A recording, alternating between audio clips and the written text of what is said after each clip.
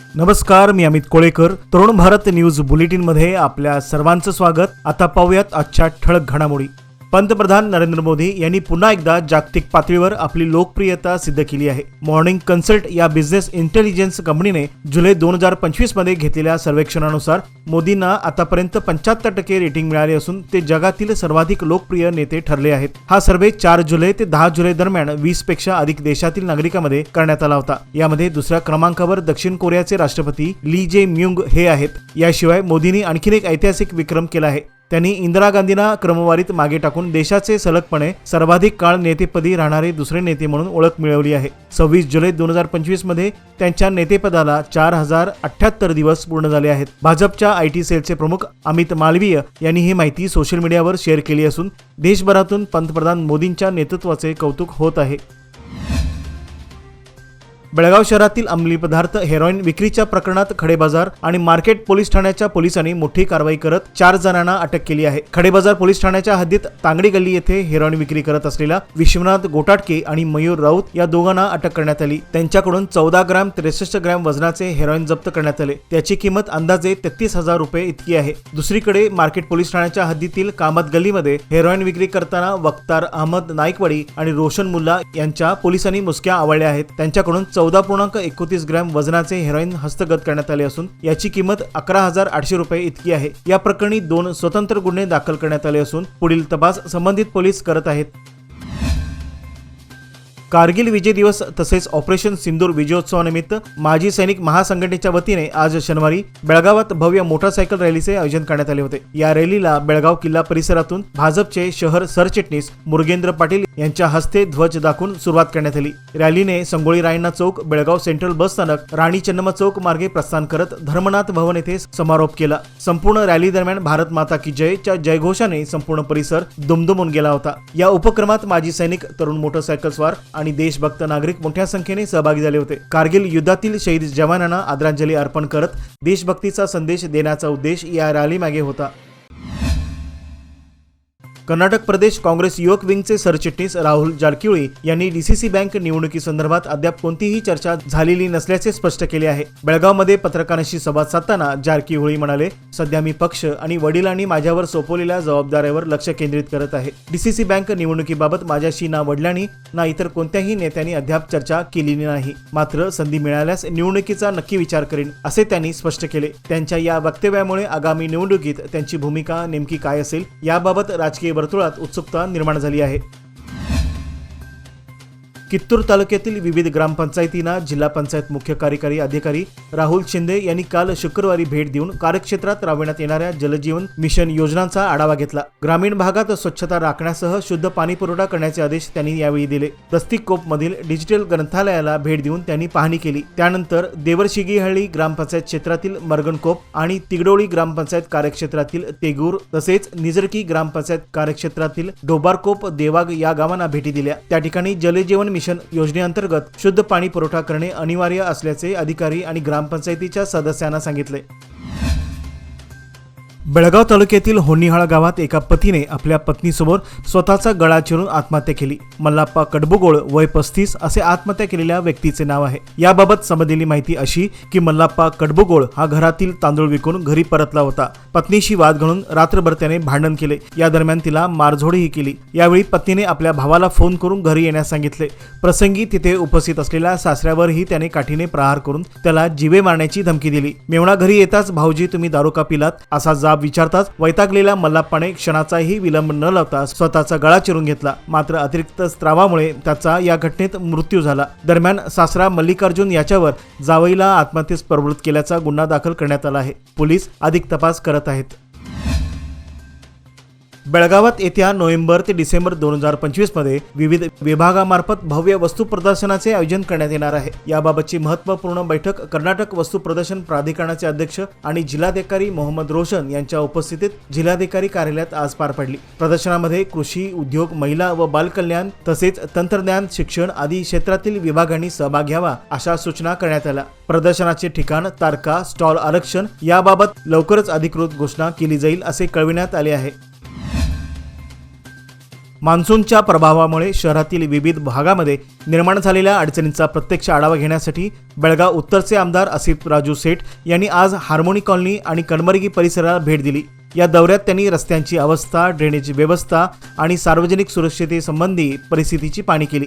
या भेटीचा उद्देश नागरिकांना भेडसावत असलेल्या समस्यांचा थेट आढावा घेणे हा होता। पाणी साचणे, खचलेले व खराब रस्ते, तुंबलेली गटारे तसेच इतर मान्सून संबंधी अडचणी याबाबत स्थानिकांनी आमदारांचे लक्ष वेधले। यावेळी परिसरातील नागरिक, स्थानिक पदाधिकारी आणि भागातील नेते मंडळी उपस्थित होती। त्यांनी नागरिकांच्या समस्या आणि संवेदनशील ठिकाणीची माहिती आमदारांना दिली। आमदार सेठ यांनी नागरिकांना आश्वासन दिले की महापालिका आणि अभियांत्रिकी विभागाशी समन्वय साधून तातडीने आवश्यक उपाययोजना राबवण्यात येतील, जेणेकरून नागरिकांना होणारा त्रास लवकरात लवकर कमी करता येईल। बेळगाव उत्तरचे आमदार आसिफ उर्फ राजू सेठ यांनी आज सरदार स्कूल आणि कॉलेजला भेट देऊन परिसरातील पायाभूत सुविधा व शैक्षणिक वातावरणाची पाहणी केली। या पाहणी दरम्यान आमदार सेठ यांनी विद्यार्थ्यांशी व शिक्षकांशी संवाद साधत त्यांचे अनुभव आणि सूचना ऐकून घेतल्या। गरज भासल्यास शैक्षणिक वातावरण आणि पायाभूत सुविधा सुधारण्यासाठी आवश्यक ती पावले उचलली जातील, असे त्यांनी यावेळी नमूद केले। या दौऱ्यात आमदारांच्या सोबत जिल्हा पंचायत मुख्य कार्यकारी अधिकारी राहुल शिंदे, स्मार्ट सिटी आयुक्त अफरीन बानू बेल्लारी तसेच गट शिक्षणाधिकारी रवी वजंत्री आदी उपस्थित होते। गेल्या 4 दिवसापासून सुरू असलेल्या वादळी वाऱ्यासह पडत असलेल्या जोरदार पावसामुळे हब्बानाटी रस्त्यावर एक वाळलेले जुना झाड कोसळले। यामुळे काही तास या मार्गावरील वाहतूक ठप्प झाली होती। झाड कोसळल्याची माहिती मिळताच स्थानिक नागरिकांनी तात्काळ पुढाकार घेऊन झाड हटवण्याचे काम हाती घेतले। त्यानंतर अग्निशमन दल व प्रशासनाच्या मदतीने रस्ता मोकळा करण्यात आला। या घटनेत कोणतीही जीवितहानी झाली नाही, मात्र काही काळ नागरिकांमध्ये गोंधळाचं वातावरण निर्माण झालं होतं। प्रशासनाने पावसाळ्याच्या पार्श्वभूमीवर जुन्या आणि वाळून गेलेल्या झाडांची तपासणी करून योग्य ती कारवाई करण्याचे निर्देश दिले आहेत।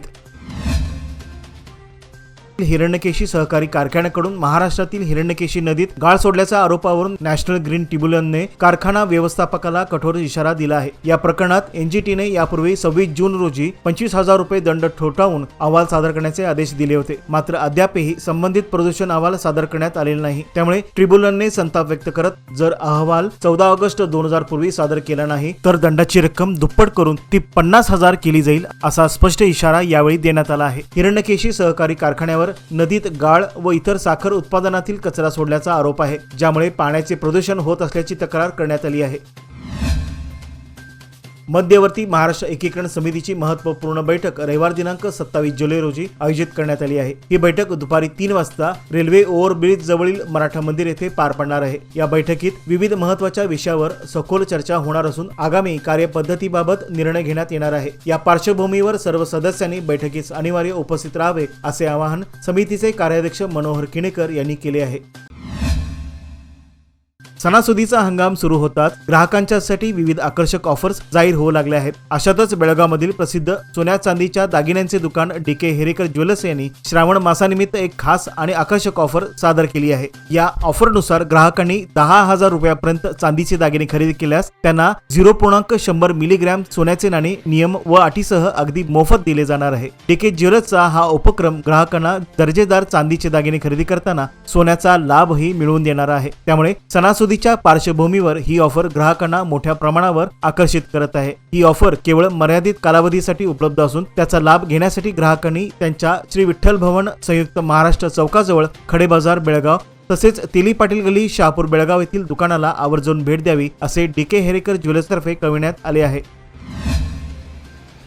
राधानगरी धरण पूर्ण क्षमतेने भरल्यामुळे शुक्रवारी रात्री धरणाचे क्रमांक 3, 5 आणि 6 हे स्वयंचलित दरवाजे उघडण्यात आले आहेत। सध्या या दरवाजामधून 4,284 क्युसेक आणि पॉवर हाऊस मार्फत 1,500 क्युसेक पाण्याचा विसर्ग सुरू असून एकूण 5,784 क्युसेक पाणी भोगावती नदी पात्रात सोडले जात आहे। या पार्श्वभूमीवर नदीकाठच्या गावांना सतर्क राहण्याचा इशारा प्रशासनाने दिला आहे। येत्या काही दिवसात चिकोडी तालुक्यात कृष्णा नदीची पातळी वाढण्याची शक्यता वर्तवण्यात आली आहे, त्यामुळे पूरपरिस्थिती उद्भवण्याचा धोका निर्माण झाला आहे। प्रशासनाकडून संबंधित यंत्रणांना सतर्क राहण्याच्या सूचना देण्यात आल्या असून नागरिकांनी नदी किनारी अनावश्यक वावर टाळावा, असे आवाहन करण्यात आले आहे। आज बेळगाव शहराचे पोलीस उपआयुक्त नारायण बर्मणी यांनी पोलीस वाहन चालक कर्मचाऱ्यांना मानसिक तणाव नियंत्रण व वाहन चालवताना पाळावयाचे नियम या संदर्भात मार्गदर्शन केले। या विशेष सत्रात वाहन चालक कर्मचाऱ्यांना त्यांच्या कामाच्या तणावपूर्ण परिस्थितीत स्वतःचे मानसिक आरोग्य कसे सांभाळावे तसेच वाहतूक सुरक्षेचे नियम कसोशीने पाळण्याचे महत्त्व यावर माहिती दिली। पोलीस विभागातील वाहन चालक हे अनेक वेळा दबावाखाली काम करत असल्याने त्यांना योग्य समुपदेशन व मार्गदर्शन देणे आवश्यक असल्याचे मत उपआयुक्त नारायण बर्मणी यांनी व्यक्त केले। कार्यक्रमाला अनेक पोलीस वाहन चालकांनी हजेरी लावली होती। शहरात सध्या सुरू असलेल्या वीज दुरुस्ती आणि नवीन वीज वाहिन्या जोडण्याच्या कामामुळे बेळगाव उपनगरातील अनगोळ, हिंदवाडी, वडगाव, शहापूर परिसरात शनिवारपासून सोमवारपर्यंत सलग 3 दिवस विजेचा खेळखंडोबा सुरू राहणार आहे। वीज वितरण कंपनीकडून दुरुस्तीचे काम आणि नव्या वाहिन्यांचे जाळे तयार करण्याचे काम हाती घेण्यात आले आहे। त्यामुळे या भागातील अनेक वसाहतीमध्ये वारंवार वीज पुरवठा खंडित होत आहे, ज्यामुळे गृहिणी, व्यावसायिक तसेच विद्यार्थी वर्गाचे हाल होत असले तरी पुढील 2 दिवस परिस्थिती अशीच राहणार आहे। नागरिकांनी ही कामे शक्य तितक्या वेळेत पूर्ण करून विजेचा नियमित पुरवठा सुरळीत करण्याची मागणी वीज पुरवठा केंद्राकडे केली आहे। मात्र वीज विभागाने आगाऊ सूचना न देता वीज खंडित केल्याने नागरिकांमध्ये नाराजीचं वातावरण निर्माण झालं आहे। बेळगाव रेल्वे स्थानकाबाहेर पार्किंग परिसरात बेशुद्ध अवस्थेत आढळलेल्या अंदाजे 75 ते 80 वर्षीय अनोळखी वृद्धाचा उपचारादरम्यान सिव्हिल हॉस्पिटलमध्ये मृत्यू झाला। या प्रकरणाची नोंद बेळगाव रेल्वे पोलीस स्थानकात करण्यात आली आहे। 4 जुलै रोजी रेल्वे स्थानक परिसरात एक वृद्ध बेशुद्ध अवस्थेत आढळून आला होता। नागरिकांनी तात्काळ 108 रुग्णवाहिकेला संपर्क करून त्याला सिव्हिल हॉस्पिटलमध्ये दाखल केले, मात्र उपचारादरम्यान त्याचा मृत्यू झाला। पोलिसांकडून मृतदेहाची ओळख पटवण्याचे प्रयत्न सुरू आहेत।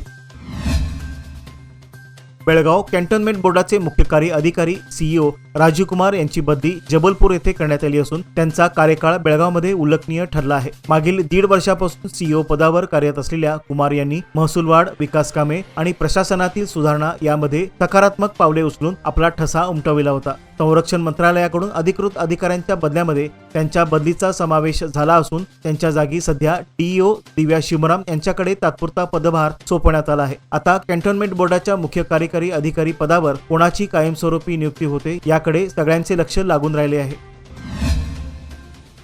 भारतातील अग्रगण्य सार्वजनिक क्षेत्रातील बँक युनियन बँक ऑफ इंडियाच्या आथनी येथील अनंतपूर शाखेच्या नवीन कार्यालयाचे उद्घाटन बेळगाव विभागाचे प्रादेशिक प्रमुख राघवेंद्र BS यांच्या हस्ते करण्यात आले। अनंतपूर येथील सर्व नागरिकांनी युनियन बँक ऑफ इंडियाच्या कृषी, MSME आणि रिटेल योजनातून कर्ज घेऊन बँकेच्या विविध योजनांचा लाभ घ्यावा। आपल्या व्यवसायाच्या वाढीसाठी बँकेच्या कर्ज सुविधेचा लाभ घ्या आणि कोणतीही चूक न करता वेळेवर कर्जाची परतफेड करा, असा सल्लाही त्यांनी यावेळी ग्राहकांना दिला। बँकेकडे ठेवी योजना, लॉकर सुविधा यासारख्या अनेक योजना असून त्या ग्राहकांच्या आर्थिक गरजा पूर्ण करण्यास सक्षम आहेत। यावेळी युनियन बँकेच्या योम या मोबाईल बँकिंग ॲपबाबत माहिती उपस्थितांना देण्यात आली। या भव्य उद्घाटन सोहळ्याला 100हून अधिक लोकांनी उपस्थिती लावली होती। या प्रसंगी उपप्रादेशिक प्रमुख ज्ञानेश कुमार, मुख्य व्यवस्थापक राहुल हुद्दार, वरिष्ठ व्यवस्थापक अमोल इंगवले, सुरक्षा अधिकारी प्रवीण कुमार M, शाखा व्यवस्थापक दत्तू कदम तसेच इतर बँक अधिकारी उपस्थित होते।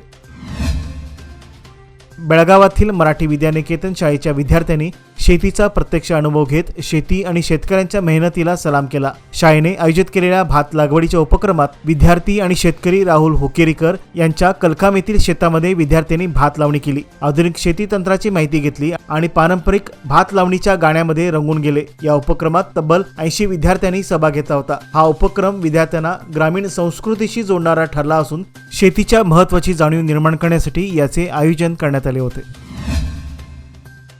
काल शुक्रवारी रात्री सततच्या सुरू असलेल्या पावसामुळे बेळगाव वेंगुर्ला मार्गावरील युनियन जिमखानाजवळ एक झाड रस्त्यावर कोसळलेल्या झाडामुळे रस्त्याचा अर्धा भाग व्यापून गेल्याने वाहतुकीस अडथळा निर्माण झाला होता। यामुळे या मार्गावरून ये जा करणाऱ्या वाहन चालकांकडून मोठ्या अडचणीचा सामना करावा लागला। स्थानिक प्रशासन आणि सार्वजनिक बांधकाम विभागाने त्वरित झाड हटवण्याची कारवाई न केल्यामुळे नागरिकांमधून नाराजीचा सूर उमटलेला दिसून आला। याचबरोबर आजचे बातमीपत्र येथेच संपले। अधिक माहिती आणि ताज्या घडामोडीकरता पाहत रहा तरुण भारत न्यूज चॅनल। तसेच आमच्या चॅनलला लाईक, शेअर आणि सबस्क्राईब करायला विसरू नका। विश्वासार्ह बातम्यांसाठी दररोज वाचा दैनिक तरुण भारत। धन्यवाद।